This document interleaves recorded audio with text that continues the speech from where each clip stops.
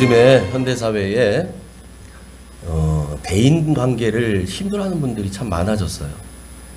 그래서 좀 안타까운 일이지만 요즘에 그 가장 인기 있는 직종 중에 하나가 정신과 의사래요. 정신과 의사.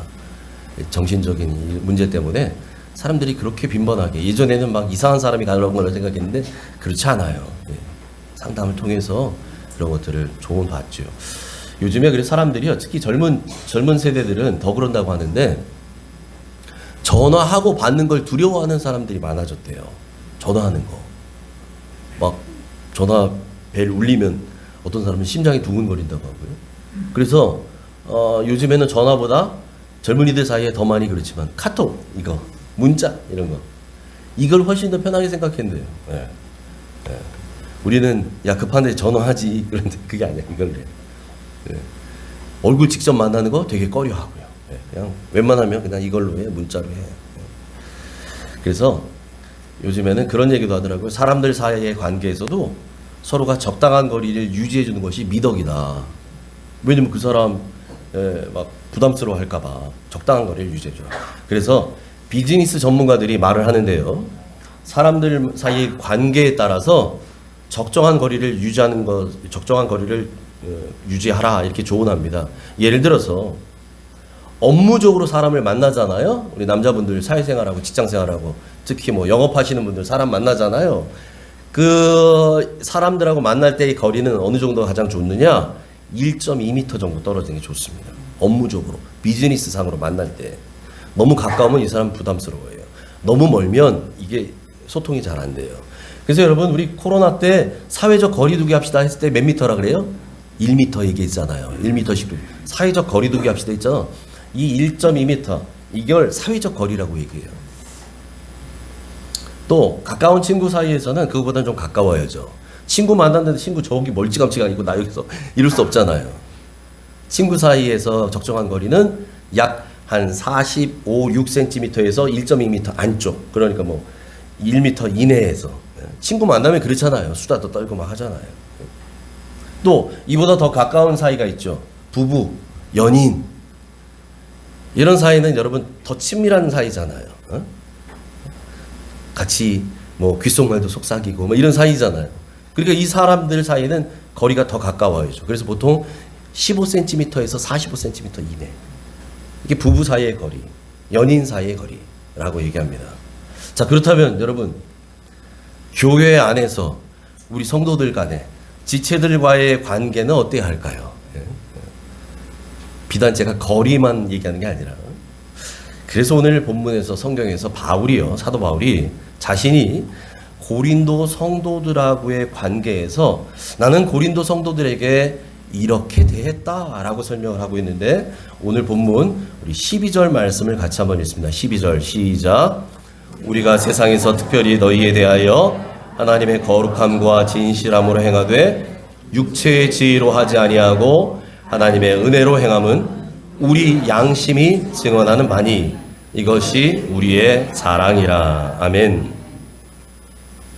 바울이 지금 고린도 성도들에게 말하는데 뭐라고 얘기냐면, 여러분, 내가 여러분을 대할 때 육체의 지혜로 하지 않았습니다, 이렇게 해요. 육체의 지혜. 육체의 지혜가 뭐냐? 이런 겁니다. 세상 사람들이 사람 대하는 방식으로 여러분 대하지 않았습니다, 이런 얘기예요. 예? 흔히 얘기해서 세상 사람들 우리가 사회에서 사람들 만날 때 있잖아요. 뭐 업무적으로 만나든 뭐 필요에 따라서 만날 때는 말 그대로 필요에 따라서 사람을 만납니다. 필요에 따라서. 나에게 도움이 될 만한 사람 만나고 사귀고 안 될 만한 사람 손절하고 끊고 뭐 이렇게 하잖아요. 그런데 사도 바울은 내가 여러분들을 대할 때 내 필요에 따라서 여러분을 만나고 사귀고 한 거 아닙니다, 이런 얘기예요. 그래서 어떻게 했다는 거예요? 오직 하나님의 거룩함과 진실함으로 행했습니다. 그렇게 되어 있습니다. 그래서 하나님의 은혜로 여러분을 대했습니다, 이런 얘기를 합니다. 여러분, 하나님은 우리를 대하실 때요, 필요에 따라서 대하지 않으세요. 하나님이 필요하면 우리를 부르시고 필요 없으면 내치시고 우리를 그렇게 취급하지 않으셔요. 아무리 우리가 못났어도, 아무리 내가 나를 생각해서 야, 나 정말 형편없어, 야, 나 뭐 배운 게 뭐 있다고, 내가 무슨 머리가 좋아, 나 능력도 없는데 아무것도 없잖아. 내가 무슨 하나님을 이렇게 생각하는 사람이 있을지라도 혹시 하나님은요 그런 사람일지라도 뭐라고 생각하시냐면 천하보다 귀하다고 생각하셔요. 아멘. 천하보다 귀하다. 그러니까 여러분 그런 사람을 위해서도 예수님은 십자가에 달리신 거예요. 하나님은요 우리를 필요에 따라서 필요하면 데려다 쓰고, 야, 얘 이제 필요 없네. 야, 나 너 필요 없다. 내쳐버리고 관계 끊고 이런 세상 방식으로 우리를 대하지 않으셔요. 하나님. 여러분 우리는 그런 하나님의 은혜를 입은 사람들입니다. 아멘. 우리가 그런 은혜를 입고 하나님의 자녀가 되었기에 우리도 다른 사람들과의 관계에서 그런 은혜로 대하는 저와 여러분 되시길 축복합니다. 아멘. 이어서 바울이 이렇게 말합니다. 13절 14절 같이 읽어요. 시작. 오직 너희가 읽고 아는 것 외에 우리가 다른 것을 쓰지 아니하노니 너희가 완전히 알기를 내가 바라는 것은 너희가 우리를 부분적으로 알았으나 우리 주 예수의 날에는 너희가 우리의 자랑이 되고 우리가 너희의 자랑이 되는 그것이라. 아멘. 아멘. 사도 바울이 지금 고린도 후서를 쓰잖아요. 지금은 우리가 고린도 후서라는 이름을 붙였지, 이 성경에다가. 제가 고린도 후서 첫 시간에 말씀드렸지만 사도 바울이 고린도 성도들에게 총 4번의 편지를 써요. 4번의 편지. 첫 번째 편지는 우리에게 알려지지 않았고, 두 번째 편지가 고린도 전서였고, 세 번째 편지 역시 알려지지 않았습니다. 그가 눈물로 썼던 편지가 세 번째 편지였고, 그리고 오늘 고린도 후서가 4번째 편지예요. 그가 보낸 4번째 편지. 그렇게 해서 지금 고린도 성도들에게 편지를 쓰는데, 이 편지에 담고자 하는 이 내용이, 여러분, 내가 여러분들이 전혀 모르는 내용 쓰는 거 아닙니다. 이 얘기예요. 여러분이 듣도 보도 못한 그런 얘기 쓰는 게 아니라 이미 여러분이 아는 내용, 내가 이미 3차례 걸쳐서 여러분들에게 편지로 보냈었던 그 내용을 다시 한번 확인하는 겁니다. 라고 하면서 오늘 얘기하는 거예요. 내가 오직 너희가 읽고 아는 것 외에 우리가 다른 것을 쓰지 않는다는 거예요. 처음 듣는 얘기 하지 않는다는 거예요. 그래서 무슨 얘기를 하냐면 지금은 여러분이, 고린도 성도 여러분이 우리를 바울과 실로아노와 디모데입니다. 바울과 실로아노는 바울과 실라, 2차 선교할 때 같이 했던 실라 있죠? 바울과 실라 감옥에 갇힐 때, 빌립보 감옥에. 그 바울과 실라의 그 실라의 로마식 이름이 실로아노예요. 뒤에도 나오잖아요. 바울과 실라와 디모데가 지금 함께 있는데, 그러면서 지금 바울이 편지를 쓰는데, 여러분이 지금 우리를 더 정확히 말하면 바울을 부분적으로 알고 있었다는 거예요. 부분적으로. 완전히 알지 못해요. 그런데 우리 주 예수의 날에는, 이게 언제입니까? 우리 주님 다시 오시는 날. 마라나타, 아멘 주 예수여 오시옵소서. 오늘 성가대 찬양했잖아요. 주님 다시 오실 때까지. 바로 그날. 그날에는 여러분이 우리의 자랑이 되고 우리가 여러분의 자랑이 되는 그것이 나의 소망입니다. 보다 더 정확히 말하면 바울은요, 고린도 성도들이 아무리 속썩이고 아무리 문제가 많은 교회라 할지라도 고린도 성도들을 여전히 그리스도 안에서 자랑하고 있어요. 왜? 여러분, 내 자식 못 낳았다고 그 자식 미워하는, 부끄러워하는 부모가 사실 어디 있어요? 고슴도치도 자기 자식 이쁜 줄 안다고 하잖아요. 예? 아무리 못 나고 아무리 성적 안 나와도 내 자식이 제일 이쁜 법이에요. 그렇잖아요. 고린도 성도들은 바울이 믿음으로 나온 자녀들이에요.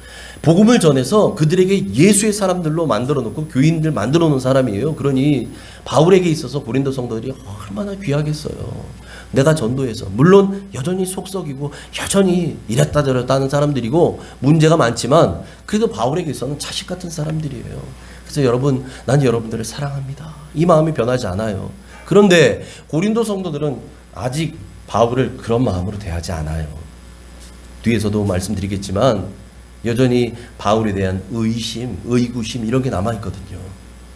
그러니까 지금은 그럴지 몰라도 우리 주님 다시 오시는 날에는 내가 여러분을 자랑하는 것처럼 그날에는 여러분도 우리를 자랑하게 될 것입니다. 그것을 나는 믿습니다. 이렇게 얘기해요. 여러분, 우리가 지금 한 교회에서 같은 공간에서 예배드리고 하나님을 섬기고 있잖아요. 그래서 우리는 그리스도 안에 형제자매라고 부릅니다. 아까도 인사했고요. 옆에 있는 분들하고. 그렇다 손 치더라도 여러분, 우리가 옆에 있는 집사님, 권사님 얼마나 많이 알겠어요. 사실은 부분적으로 알 뿐이지요. 여러분, 심지어 여러분 살을 맞대고 사는 부부 사이에도 다 알아서 결혼한 사람이 어디 있어요? 그냥 사랑하니까 결혼한다고 하고, 근데 결혼해봤더니 이 사람이 내가 생각했던 그런 사람이 아니네. 결혼해 살다 보니까. 그러니까 부부싸움 하는 거고요. 그런 거잖아요. 그래서 부부는 다 알아서 결혼하는 게 아니라 함께 살아가면서 알아가는 거라고 하는 거잖아요. 아, 이런 사람이 내 남편이 이런 사람이었구나, 내 아내가 이런 사람이었구나라는 거 알아가는 거죠. 그럼 저도 제 아내하고 거의 30년 가까이 살고 있어요. 네. 생각보다 오래 살았어요. 네? 30년 가까이 좀 살고 있는데, 그런데도요, 가끔 요즘도 문득문득 낯선 면을 발견할 때가 있어요. 우리 아내에게 이런 면이 있었나? 물론 제 아내는 뭐 저를 꿰고 있으니까 잘 알겠지만 저는 그렇더라고요. 네. 낯선 면, 이 사람에게 이런 면도 있었구나 라는 것들을 알아가는 거예요. 알아간다고. 그렇게 배워가는 거죠. 네? 그러니 여러분, 하물며 몇 년 우리가 같이 모여서 옥종교회라는 이 공간 안에 모여서 같이 신앙생활했다고 우리가 서로 다 안다고 말할 수는 없다는 거죠. 그러니까 이거를 바울도 사실은 알고 있어요. 그래서 뭐라고 얘기하는 거냐, 지금은 그럴지 몰라도 우리 주님 오시는 날에는 우리가 그 모든 것을 분명히 알게 될 것입니다. 고린도전서 13장 12절에 이렇게 말해요. 그래서 같이 읽어봅니다. 시작. 우리가 지금은 거울로 보는 것 같이 희미하나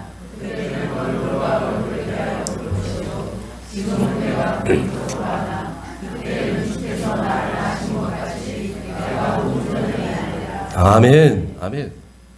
지금은 여러분, 우리가 이해할 수 없는 일들이 얼마나 많아요. 예. 우리 인생 가운데 일어난 일들 중에도 사실은 내가 납득이 되지 않는 일들이 더 많잖아요. 하나님, 왜 나에게 이런 일이 벌어져야 돼요? 이런 기도를 할 때 많잖아요, 여러분. 예? 이해할 수 있는 일보다 사실 이해할 수 없는 일들이 더 많이 벌어져요. 있다고요.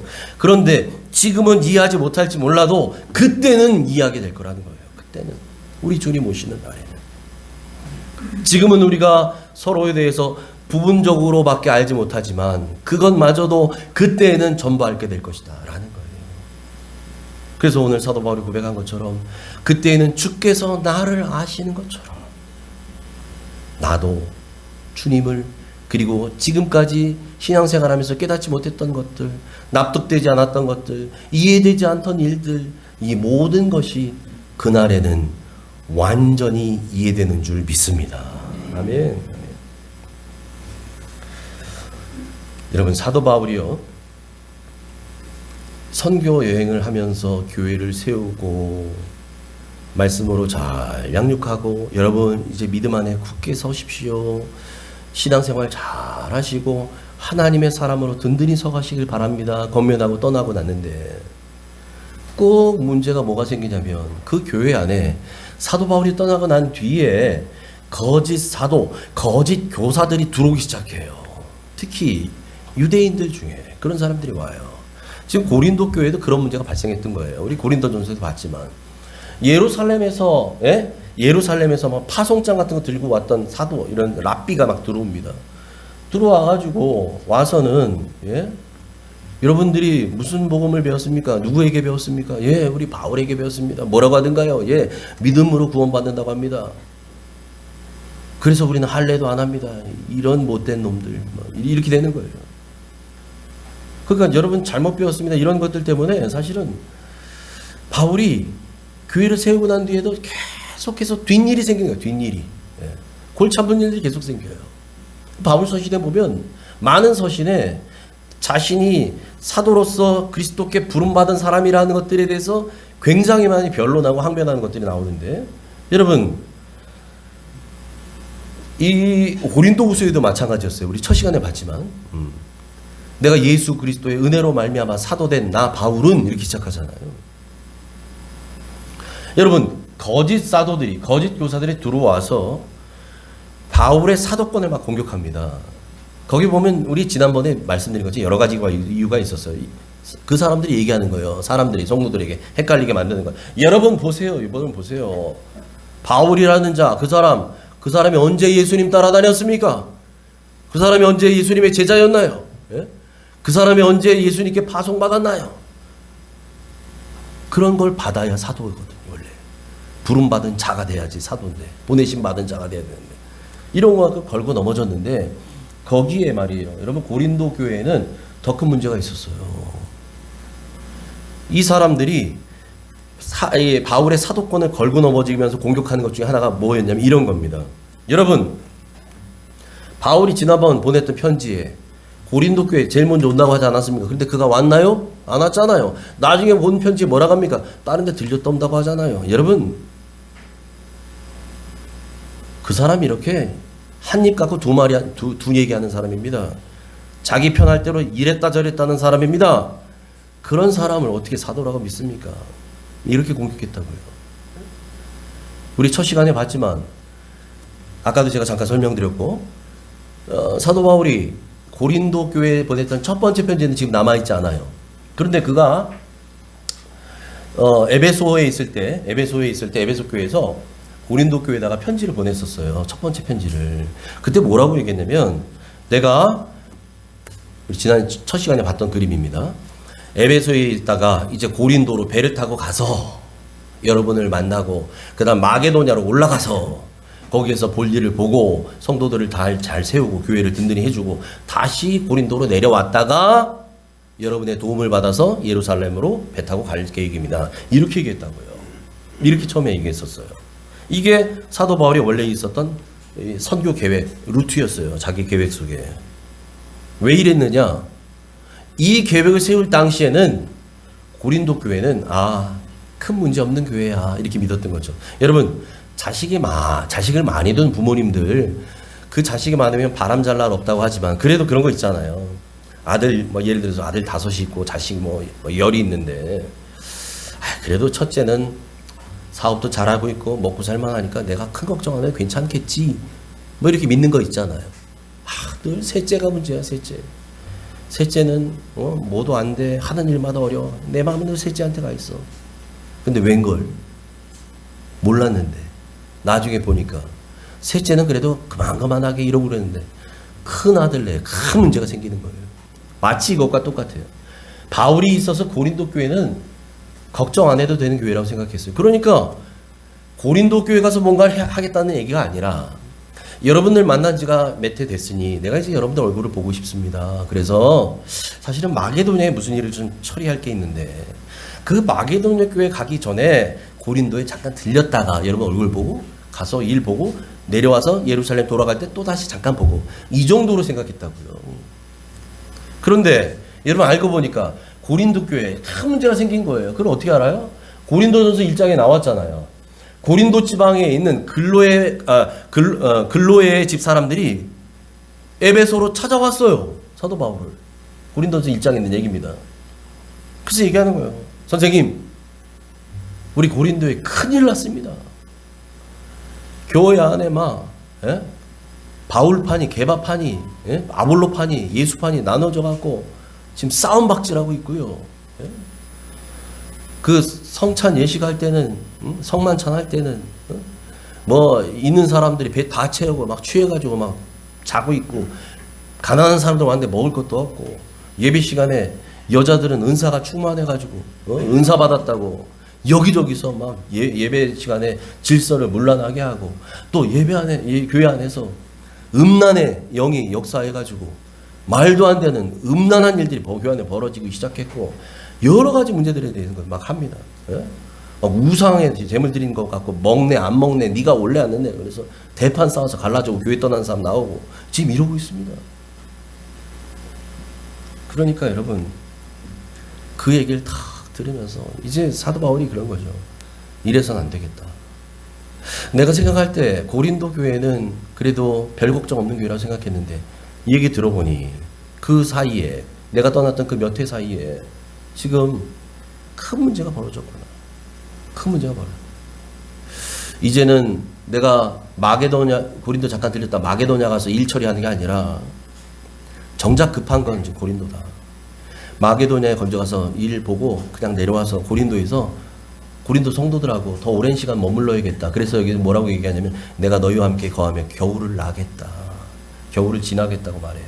적어도 3개월 이상 고린도에서 있겠다는 거예요. 성도들하고 상담하고 또 신방하고 거기서 말씀으로 다시 교육하고 예배하고 기도회 열고 치유하고 이런 일을 하겠다는 거예요. 그래서 문제 해결하고 교회를 안정시키기로 마음을 딱 먹었습니다. 그래서 그의 계획을 싹 바꿔요. 어떻게 바꿨느냐? 이젠 이렇게 바꿔요. 에베소에서 내가 고린도로 먼저 가는 게 아니라 육로로 마게도냐로 갔다가 일 처리 마무리하고 바로 고린도 내려와서 내가 겨울을 지나겠다. 그리고 난 뒤에 봄이 되면 예루살렘으로 가겠다. 이렇게 그 얘기를 바꾼 거예요. 이 얘기가 오늘 본문 15절 16절에 있어요. 같이 읽습니다. 시작. 내가 이 확신을 가지고 너희로 2번 은혜를 얻기 하기 위하여 먼저 너희에게 이르렀다가 너희를 지나 마게도냐로 갔다가 다시 마게도냐에서 너희로 가서 너희의 도움으로 유대로 가기로 계획하였으니.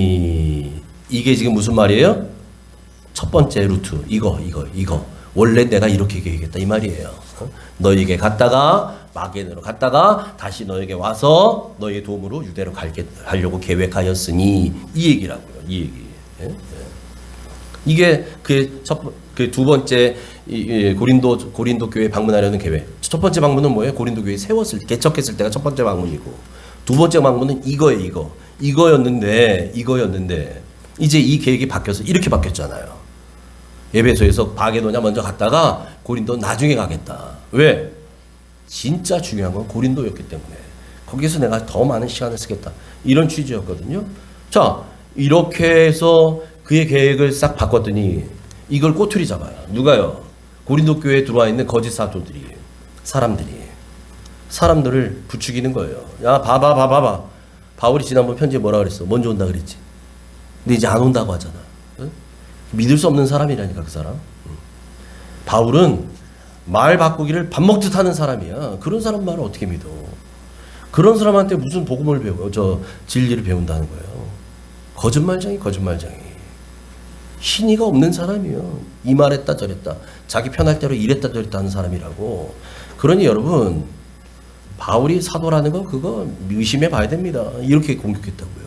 이렇게. 이런 문제로 인해서 사도 바울이 아까 제가 말씀드린 것처럼 고린도후서를 처음 쓸 때 자기의 사도직을 변론하는 글부터 시작하는 거예요. 예수 그리스도의 은혜로 말미암아 사도된 나 바울은 나는 예수 그리스도의 은혜로 되었지 사람의 법으로 사도된 사람이 아닙니다. 이거부터 시작하는 거예요. 그러면서 바울이 이렇게 말합니다. 17절 같이 읽습니다. 17절 시작. 이렇게 계획할 때에 어찌 경솔이하였으리요?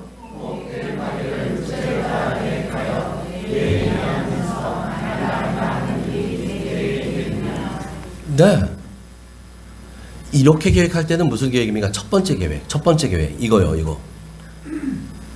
내가 너에게 먼저 갔다가 마게도냐 갔다가 다시 왔다가 그 다음에 유대로 가겠다. 이렇게 계획할 때, 첫 번째 계획할 때, 이 계획할 때 내가 어찌 경솔하게 했겠느냐?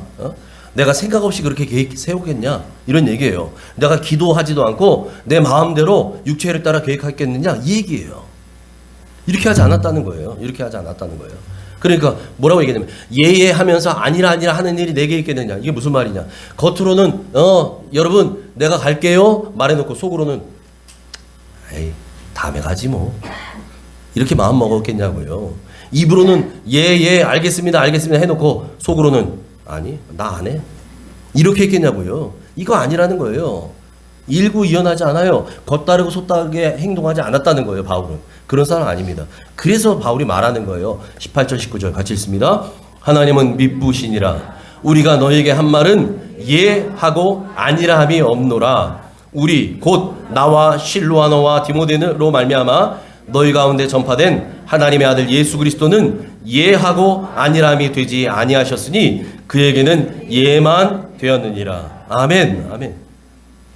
바울이 전한 말씀은 예만 되고 아니라 함이 되지 않았다는 겁니다. 왜 그러느냐? 하나님은 믿으신 분이기 때문에, 하나님은 믿을 수 있는 분이기 때문에, 하나님의 믿음의 대상이기 때문에 바울과 실라와 디모데가, 바울과 실라와 디모데가 이제 여러분에게 전파했었던 복음을 전했던 그 복음의 핵심인 예수 그리스도, 하나님의 아들 예수 그리스도는 예하고 아니라함이 되지 아니하신 분이시다라는 거예요. 예수님은 언제나 하나님 말씀에 예만 하신 분이에요. 예만 하셨다고요. 하나님 말씀에 아닌데요, 하나님 그거 아닌 것 같은데요, 이렇게 안 하셨다고요. 하나님 말씀에 언제나 예. 그래서 그리스도 안에서는 예만 있을 뿐이라는 거예요. 그리스도 안에서는 예만 있을 뿐이라는 거예요. 할렐루야. 여러분, 예수님이 하나님의 말씀에 언제나 예하셨고 언제나 아멘 하셨기 때문에 예수님은 하나님 말씀에 죽기까지 순종하셔서 십자가 지신 겁니다. 아멘. 죽기까지 순종하셨다고요. 아니요 하지 않으셨다고요. 예, 제가 십자가 지겠습니다 하셨다고요. 입으로만 예하고 뒤돌아서 딴소리한 그런 분 아니에요. 예수님은 입으로만 말하고 행동은 따라하지 않는 그런 사람 아니라, 말과 행동이 다른 사람이 아니라, 다른 분이 아니라, 당신이 입으로 아멘 예했으면 삶으로 순종을 보여주신 분이에요. 이게 주님의 십자가입니다. 그래서 우리에게도 그렇게 살라고 권면하는 거예요. 20절 같이 읽습니다. 시작. 하나님의 약속은 얼마든지 그리스도 안에서 예가 되니 그런즉 그로 말미암아 우리가 아멘하여 하나님께 영광을 돌리게 되느니라. 아멘. 하나님의 약속은 얼마든지 그리스도 안에서 예가 됩니다. 아멘. 그리스도 안에서 예가 돼요. 하나님의 약속은. 왜 그래요? 하나님은 미쁘신 분이시고, 하나님은 신실하신 분이시고, 하나님은 시건치 않는 분이에요. 하나님은 거짓말이 없으신 분이에요. 하나님은 이랬다 저랬다 조변 섞게 하지 않으신 분이에요. 우리와 달라요. 하나님의 약속은 분명합니다. 반드시 이루어져요. 여러분, 그래서 우리가 기도할 때 어떻게 기도해요? 이 약속의 말씀을 붙잡고 기도하는 줄 믿습니다. 약속의 말씀을 붙잡고 기도하는 거예요. 사람의 약속은 바뀌어요. 그렇죠? 이랬다 저랬다 합니다. 오죽하면 부부도 마음이 바뀌잖아요. 그런데 하나님은 안 바뀌어요. 그러니 하나님의 약속의 말씀 붙잡고 우리가 기도합니다. 그리고 우리는 그 약속의 말씀을 내 기도에 대한 하나님의 응답으로 받는 줄 믿습니다. 기도할 때 여러분 무엇이 응답으로 와요? 말씀이 오는 거예요. 말씀이. 그 말씀을 딱 붙잡으세요. 그게 응답이에요. 그게 응답이에요. 그리고 그 약속의 말씀에 아멘하여 우리는 하나님께 영광을 돌리는 줄 믿습니다. 여러분, 교회에서 가장 많이 쓰는 아멘이라는 말이요. 아멘. 이 말의 의미는 나도 그 말에 동의합니다. 나도 그렇게 생각합니다. 이런 뜻이에요. 그런데 여러분, 이 아멘이 문장 앞에 오는 경우가 있어요. 문장 앞에. 그럴 때는 무슨 뜻이냐? 정말로, 진실로, 이런 뜻이에요. 우리 아까 찬양팀이 찬양할 때 마지막 곡 마라나타였어요. 마라나타. 여러분, 그 마라나타가 어디서 나온 구절입니까? 성경의 제일 마지막 요한계시록 22장 맨 마지막 절이 21절인데 그 바로 위에 절 요한계시록 22장 20절 그 하반절에 뭐라고 되어 있냐면 아멘 주 예수여 오시옵소서. 한번 볼까요? 예. 하반절만 제가 체크했는데 같이 한번 읽죠. 시작. 내가 진실로 속히 오리라 하시거늘 아멘 주 예수여 오시옵소서. 여러분, 이 말은 무슨 말이냐?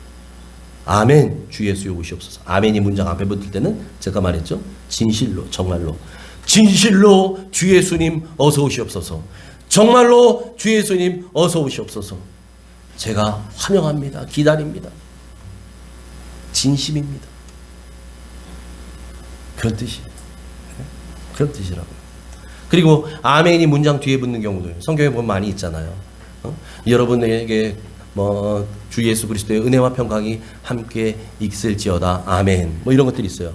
대부분 우리는 어떨 때 많이 사용해요? 기도할 때 마지막에 아멘으로 화답하죠. 아멘으로. 예? 이 아멘이 문장 뒤에 붙으면 이게 어떤 뜻이냐? 그렇게 되기를 원합니다. 그렇게 되기를 원합니다. 이루어지기를 원합니다. 이런 뜻이에요. 그러니까 여러분, 누군가가 기도하고 여러분이 그 기도에 맞춰서 아멘 할 때는 주님, 저도 그렇게 응답되기를 원합니다. 저도 그렇게 이루어지기를 원합니다. 이런 뜻이라. 그러니 이건 믿음의 선포지요. 믿음의 선포예요. 아멘은. 그래서 여러분, 목사가 앞에 서서 설교할 때, 메시지를 던질 때 여러분들이 그것이 마음에 감동이 오면 어떻게 반응해요? 아멘 하잖아요. 아멘. 믿음으로 아멘 하는 거예요. 믿음으로. 자, 그래서 여러분, 우리가 이처럼 기도와 설교 말씀에 한 마음으로 아멘이라고 하는 거예요. 아멘이라고 하는 건 우리 마음에 성령님이 같이 계시기 때문이에요.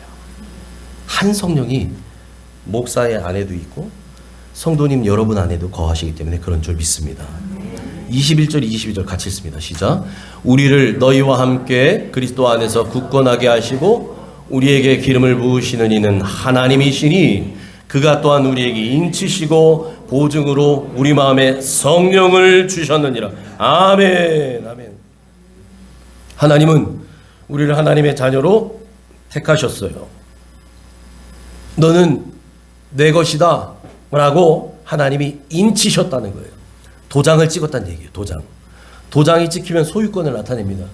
여러분, 그래서 예전에 보면 독주장 같은 데 보면 소나 돼지 잡을 때 파란색 도장 찍는 거 아시죠? 이 껍데기에 딱 도장 찍힌 거 있잖아요.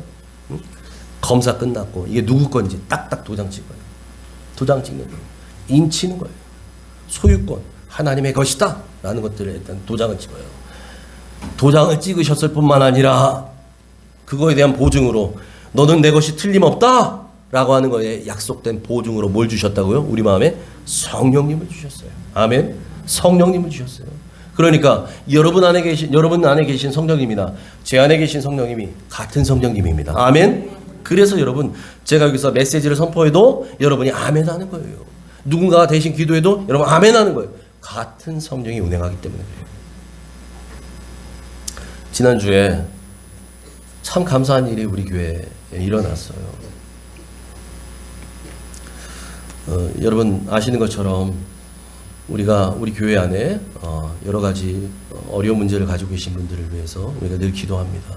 특별히 중보기도팀 지난 봄부터 우리가 시작해서 다시 중보기도하고 전도하고 있는데 일주일에 한 번씩 하고 있는데 아무리 생각해도 우리 교회가 가장 잘했던 일 중에 하나는 중보기도예요. 우리가 가장 잘 선택했던 일은 중보기도입니다. 중보기도를 통해서 하나님께서 역사하시기 시작해요. 일하기 시작해요. 우리가 늘 기도합니다. 중보하며 기도하죠. 금요일 밤에도 기도하고 새벽에도 기도하고 수요일 밤에도 기도하죠. 다 기도하죠. 여러분, 그래서 꼭 기도 시간 나오세요. 기도하는 시간 나오세요. 여기 안 나오시는 분들 계시잖아요. 꼭 나오세요. 여러분, 손해입니다. 기도 시간 안 오는 분들 진짜 손해예요. 진짜 손해라고. 같이 예수 믿는데 나는 그런 것도 없이 살아. 여러분, 기도하지 않고 살 사람이 어디 있어요, 세상에. 요즘같이 힘든 때 기도해야 돼요. 기도하셔야 돼요. 기도에는 핑계 대지 마세요. 기도에는 타협이 없어요. 기도하셔야 삽니다. 기도하셔야 회복됩니다. 아멘. 여러분 아시는 것처럼 제가 양해를 구하고 잠깐만 말씀드리면, 허집사님 이제 오랫동안 신장 기능이 안 좋으셔서 늘 기도하고 계셨어요. 우리 같이 기도하고. 근데 이게 아주 오랜 시간 동안 점점 수치가 안 좋아지셔서 이제는 의사가 더 나빠지시면 이식 수술을 받아야 될지 모릅니다. 이런 것 때문에 우리 교회에서 그 기도 제목 가지고 또 우리 중보기도팀이 계속 기도했어요. 그래도 감사하게 그걸 위해서 수년 전부터 우리 남편 권 집사님께서 몸도 잘 관리하시고 또 컨디션 조절하시고 하셔서 이제 마지막 검사 결과를 받으러 지난 화요일날 병원 갔다 오셨는데요. 전화가 왔어요. 제가 못 받고 나중에 전화를 다시 드렸더니 권 집사님이 그러시더라고요. 목사님, 결과가 잘 나왔어요. 잘 나왔어요. 여러분, 아무리 좋아도 맞아야 되잖아요. 이게 주고받는 게 잘 나왔어요. 보니까 우리 권 집사님도 여러분 젊어 보이지만 젊은 나이가 아니거든요. 그런데도 이게 컨디션이 좋아야 줄 수 있는데 이게 되는 거예요. 맞아요. 근데 여러분, 더 놀라운 건 뭔지 아세요? 그것도 감사한데 그거보다 더 감사한 일은 허 집사님의 신장 기능 수치가 올라갔다는 거예요. 네? 저는 몰라요. 의학적 지식은 없어요. 그런데 얘기 들어보니까 웬만해선 그런 일이 없대요. 그러니까 현대 의술로는 이런 거잖아요. 나빠지는 것을 최대한 늦추는 게 그냥 치료의 방법이에요. 치매도 그렇잖아요. 치매 좋아지지 않아요. 치매가 급속히 오는 것을 천천히 오게 만드는 게 최선의 치료의 방법이라는 거예요. 의술로. 그러니까 문제는 뭐냐면 이제 권 집사님이랑 허 집사님에게 잘 맞는 것도 너무 감사한데 이거보다 더 감사한 건 뭐냐? 허 집사님이 당장 수술 안 해도 되는 거예요. 수치가 올라가니까. 여러분, 이거 누가 하셔요? 하나님이 하신 줄 믿습니다. 하나님이 하셔요. 하나님이 하시는 거예요. 하나님이 이후로도 펼쳐 가시겠지만 허 집사님이 하나님께 기도하면서 받은 응답이 있어요. 하나님의 말씀이었어요. 말라기 4장에 있는 말씀을 딱 받았어요. 하나님의 치료의 광선이 햇빛처럼 비쳐서 이 뛰는 외양간의 소처럼 뛰게 될 것이다라는 그 말씀을 기도 중에 받은 거예요. 허 집사님 지금도 그 말씀 붙들고 기도합니다. 여러분, 기도는 하나님께 응답은 말씀을 통해 와요. 말씀을 통해. 그 말씀 붙들고 기도하는 거예요. 그래서 우리가 금요일, 목요일 날 중보기도 끝나고 얼마나 기뻤는지 같이 함께 격려하고 믿음으로 선포하고. 그래서 저는 그런 선포했어요. 허 집사님, 뭐 당장의 문제가 아니라 하나님께서 계속 관리해 주셔서 10년 뒤에 20년 뒤에 지금 말고 말이에요. 또 알아요? 그거 없이 평생 사실지? 누가 그렇게 하셔요? 하나님이 하십니다. 아멘? 여러분, 우리가 중보기도 할 때 1번, 2번으로 기도하는 분들이 있었어요. 1번, 2번. 허 집사님과 신 집사님. 아시는 분들은 아실 거예요. 제가 신 집사님께는 말씀 안 드렸는데 죄송합니다. 잠깐 말씀드릴게요. 제가 오늘 설교 예배 시작하려고 나올 때 바로 얘기를 들었어요. 놀라운 얘기를 들었어요. 여러분, 우리 신 집사님이 다른 부위에 암이 있으셨어요. 근데 문제는 이게 전이가 되신 거예요. 그 척추 쪽에 암이 가는 거예요. 여러분, 우리 신 집사님 지금 건강해 보이시잖아요. 사실 여러분, 큰 중병을 갖고 계신 분이에요. 그런데도 의사는 말합니다. 이 정도면, 사진 찍어서 이 정도가 나왔으면 분명히 통증이 있고 아팠을 텐데 몰랐습니까? 신 집사님 몰랐다는 거예요. 그러니까 일을 했죠, 지금까지. 그래서 그 얘기를 하면서 신 집사님이 몇 달 전에 얘기하시더라고요. 목사님, 하나님께 참 감사해요. 그래도 통증 없게 살게 하셨잖아요. 당연히 아플 수 있는데. 그걸 감사하시더라고요. 근데 우리가 신 집사님 위해서 계속 기도합니다. 그거 약물로 되겠어요? 의사가 되겠어요? 의사는 그냥 지켜보잖아요. 지켜보자. 2달 더 마지막으로 해서 안 되면 이제 항암 들어갑니다. 마지막 검사했을 때 항암 수치가 638이 나오셨대요. 굉장히 높은 수치거든요. 제가 저 방에서 나오기 전에 집사님이 제 손을 잡고 제 앞에서 말씀하시더라고요. 목사님, 기적이 일어났어요. 지난 금요일날 병원 다녀오셨대요. 저는 월요일날 가실 줄 알고, 우리가 월요일 가신 줄 알고 계속 기도했는데 날짜가 바뀌었더라고요. 지난 금요일날 가셨더라고요. 검사 결과가요, 항암 수치가 638이 2로 떨어졌어요. 2로. 그래서 집사님 얘기하시더라고요. 10월 달에 의사가 다시 한번 이제 뭐 MRI인가 정밀 검사 한 번 더 해보자고 해보죠. 여러분 그거 누가 하셔요? 하나님이 하신 거예요. 하나님이 하신다니까요. 하나님은 살아계십니다. 아멘. 여러분 누가 기도해서 문제가 아니에요. 우리 온 교회가 기도했어요. 누구보다 두 분 본인들이 가장 절실히 기도하셨고요. 그 가족들이 가장 절실히 기도하셨죠. 그래서 중보 기도하는 우리도 같이 기도합니다. 그리고 그 시간 나오지 못하지만 금요일날 밤에 오시는 분들, 새벽에 오시는 분들 같이 기도해요. 누군가를 위해 기도한다는 거 이건처럼 귀한 게 없어요. 여러분 우리가 기도하는 거 사람들이 보기에는 가장 미련해 보이고 어리석어 보여요. 그 시간에 차라리 TV 보고 놀지, 그 시간에 사람 만나서 수다 떨지, 그 시간에 여행이나 가지. 그거 놀지도 못하고 어디 가지 못하고 거기 앉아가지고 뭐 하는 거예요? 맨날 허구한 날 질질 짜는 것 같고. 여러분 그런데 그 미련해 보이고 어리석어 보이고 바보처럼 보이는 그 기도가 사람을 살립니다. 기적을 일으킵니다. 여러분 특별히 우리 집사님들 기도하셔야 돼요. 기도의 자리 나오셔야 돼요. 똑같이 예수 믿잖아요. 10년 믿은 사람, 20년 믿은 사람, 30년 믿은 사람, 40년, 50년 믿은 사람이 있어요. 몇 년을 믿었냐가 중요하지 않아요. 오늘 내가 살아계신 하나님과 함께하느냐, 내 안에 성령으로 거하신 예수 그리스도와 동행하느냐. 여러분 이게 중요합니다. 오늘 성경이 뭐라고 말해요? 우리를 그리스도 안에서 굳건하게 하시고 기름을 부으신 분, 하나님의 사람으로 기름을 부어주신 분은 누구라고요? 하나님이시라고요. 우리를 하나님의 자녀로 택해 주신 분은 하나님이시라고요. 그런데 그 하나님이 그걸로 끝내지 않아요.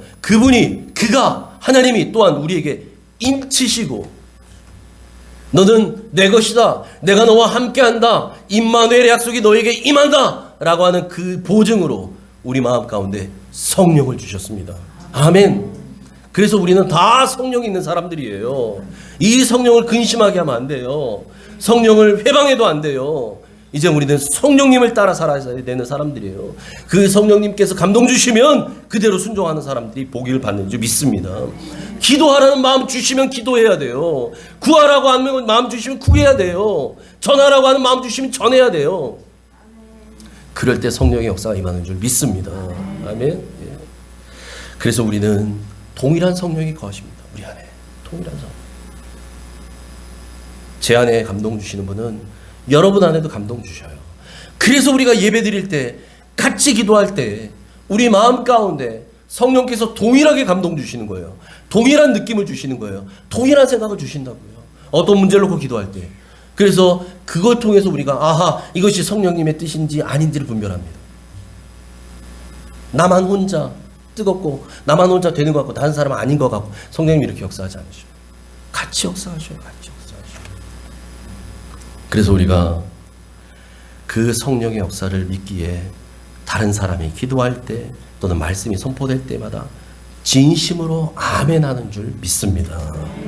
그러므로 여러분이 이제 드리는 그 모든 예배는 이 성령님이 역사하시는 예배, 치유와 회복의 기적이 일어나는 예배, 기쁨과 감격이 넘치는 예배 되시기를 우리의 아멘이 되신 예수님의 이름으로 축원합니다. 아멘. 하나님 아버지 감사합니다. 우리에게 하나님의 자녀 되게 하시고 택하여 주시고 불러주시고 너는 내 것이라 인쳐주시고 그거에 대한 확실한 보증으로 성령님 주셔서 감사합니다. 그 성령님 우리 안에 거하시니 이제 성령께서 주시는 감동을 따라 순종하며 사는 우리들 되게 하여 주시옵소서. 하나님, 이제 하나님의 모든 약속은 그리스도 안에서 예만 된다고 하셨습니다. 하나님, 그러므로 우리가 예수 그리스도로 말미암아 아멘하여 하나님께 영광을 돌리는 줄 믿사오니 하나님, 이제는 성령을 따라 사는 사람들, 기도의 능력을 누리는 사람들, 그래서 성령과 동행하며 늘 하나님의 약속의 말씀에 아멘으로 화답하고 말씀을 붙잡고 기도하고 말씀을 응답으로 받고 말씀이 이루어지는 것을 눈으로 확인하며 그렇게 살아가는 멋진 신앙생활하는 모든 옥정교회 가족들 되게 하여 주시옵소서. 예수님 이름으로 감사하며 기도합니다. 아멘.